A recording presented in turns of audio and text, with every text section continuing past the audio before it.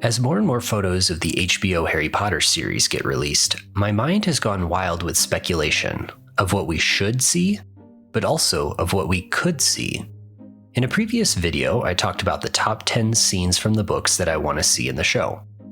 And after reading a comment about original scenes, I thought I should put together another list. Today, I want to talk about the top 10 original scenes I want to see in Season 1 of HBO's Harry Potter. We do know that there will be some original scenes since, spoiler alert, new pictures of Dumbledore show that there will be a meeting with Nicholas Flamel. So, what other scenes could or should we get? Accio Attorney, a trustworthy muggle in the wizarding world.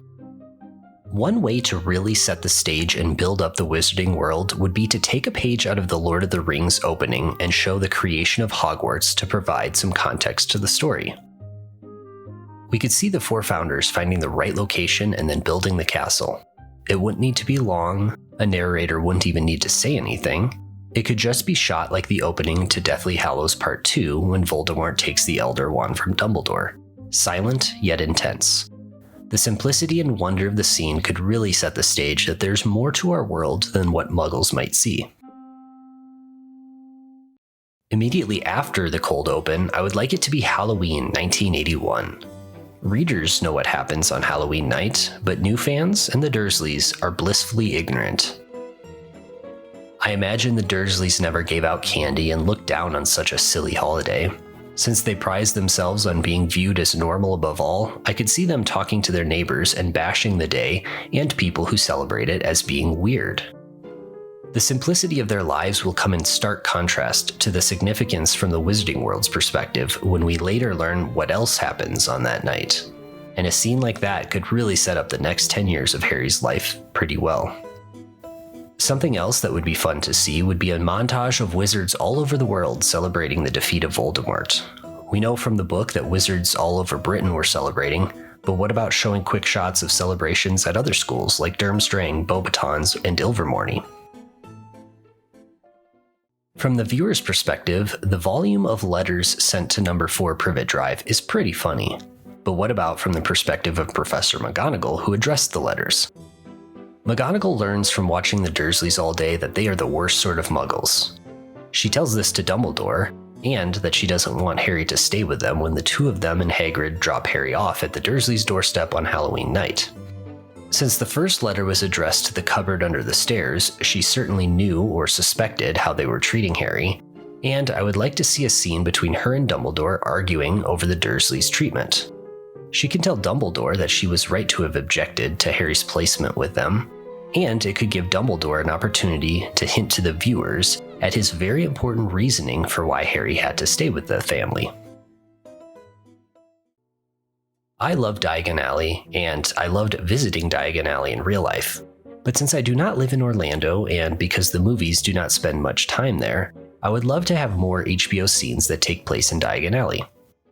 Though the break-in at Gringotts is discussed when Harry, Ron, and Hermione read about it in the Daily Prophet, I would like to see this scene play out.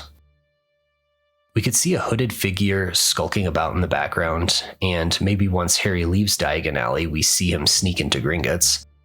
I always wondered how Quirrell knew that the stone was in Gringotts, and even what vault number. Perhaps HBO will show our mystery figure eavesdropping on Hagrid, telling Harry this information. Showing the break-in, or at least the lead up to the break-in, will immediately show that this package is extremely important.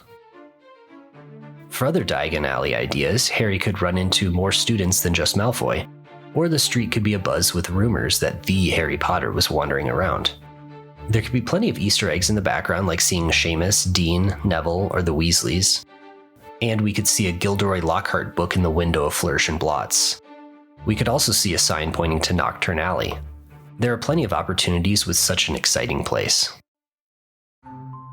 Because of the sheer length of each episode, HBO will be able to delve more into minor characters, such as Hogwarts faculty and staff. Hagrid isn't allowed to do magic. Why not? We could see some teasers for his suspicion in Season 2, or at least a nod to his magical umbrella. We could also really see Caretaker Filch undergo more of a redemption arc.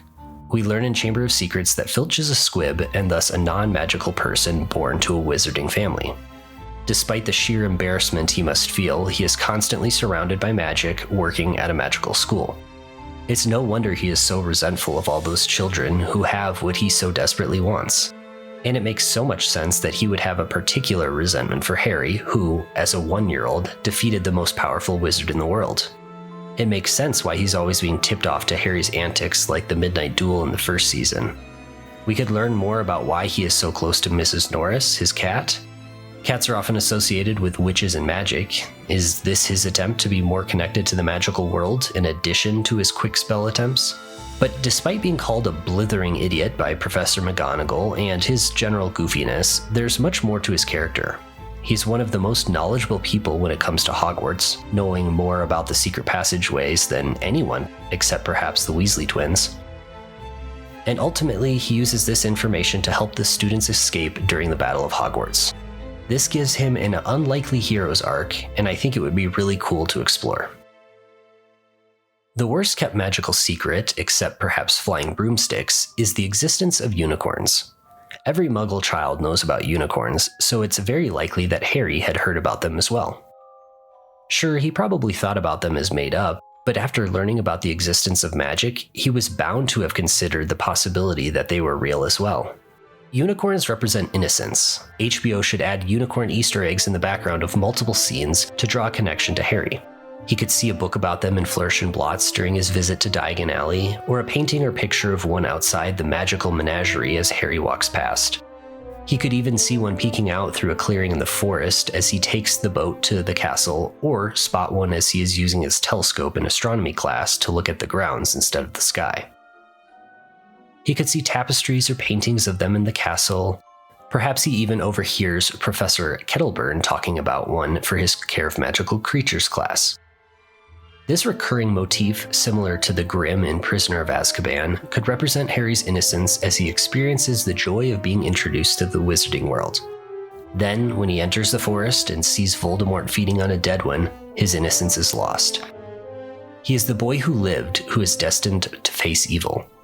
It starts him down the path where he has to defeat Voldemort. While he gets in trouble for sneaking around the castle, this is nothing compared to what he will have to do to defeat evil.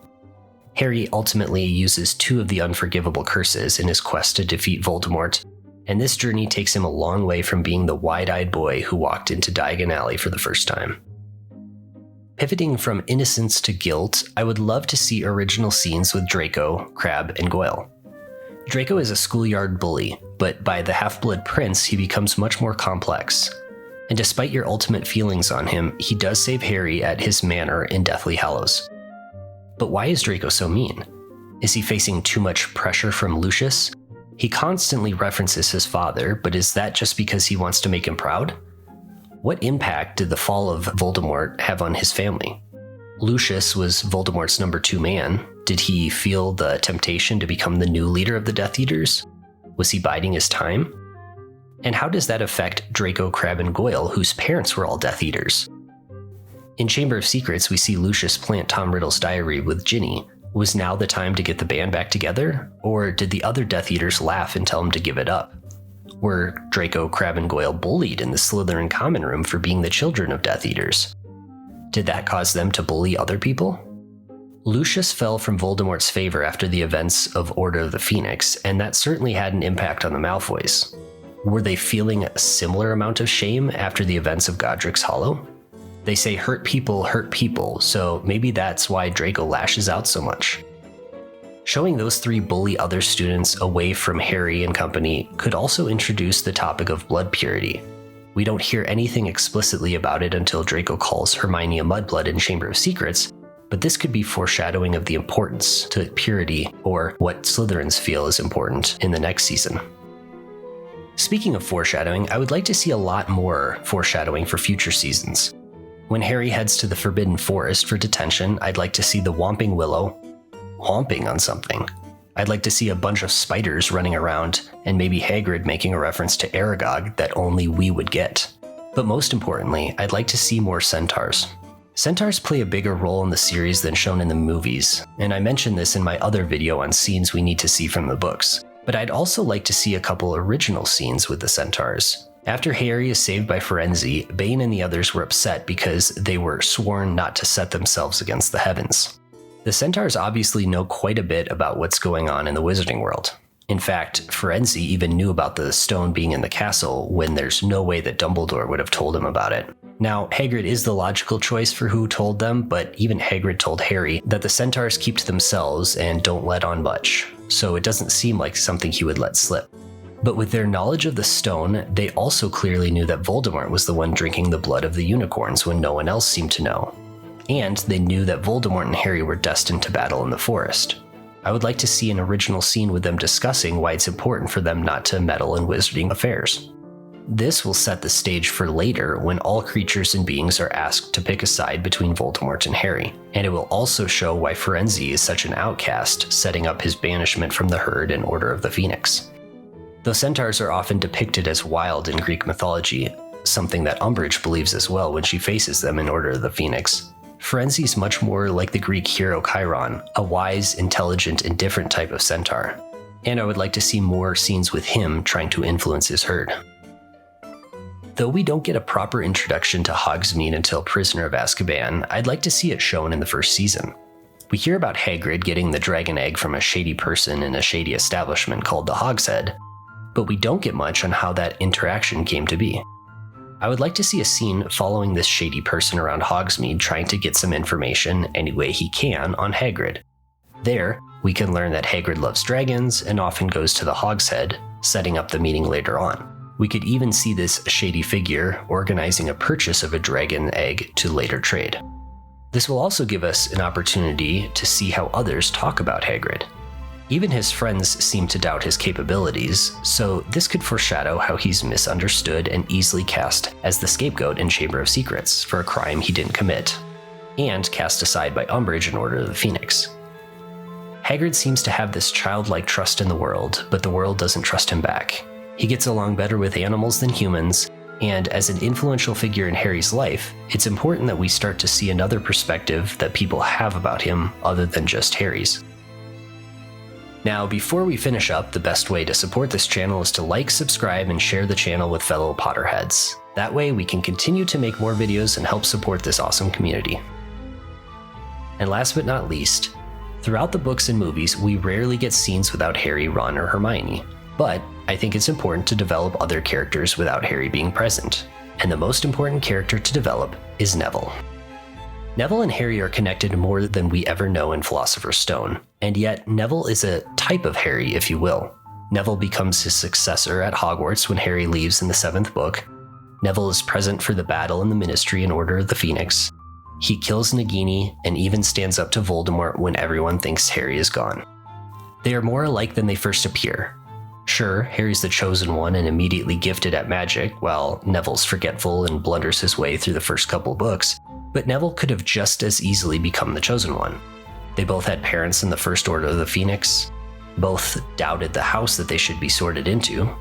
Harry really struggles with this in Chamber of Secrets, but from a Pottermore article, we learn that Neville didn't think he was worthy of Gryffindor either and should have instead been sorted into Hufflepuff. Yet Neville is brave enough to stand up to his friends at the end of the first season and brave enough to stand up to Voldemort at the end of the series. The more HBO can tie these two together, the better Neville's bravery will pay off at the end of this season and the end of the series. Those are my thoughts. What are yours? HBO doesn't quite have a blank slate, but it does have a great opportunity to craft the story in a reimagined way, and I'm excited to see what magic awaits.